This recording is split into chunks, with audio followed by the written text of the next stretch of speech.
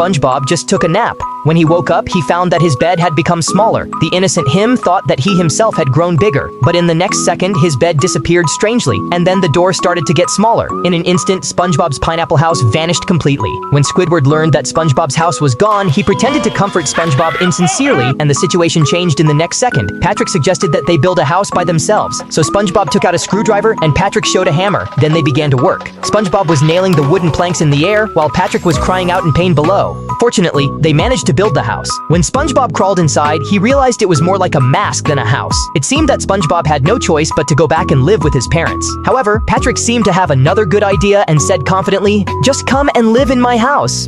After saying goodnight to each other, they used the stone house as a quilt. Soon, Patrick fell fast asleep. Besides drooling all over the place, he also snored deafeningly. SpongeBob had no choice but to endure it. The cold wind blew whistlingly. Patrick shivered from the cold and immediately snatched the quilt. Now it was SpongeBob's turn to shiver from the cold, and he also pulled the quilt.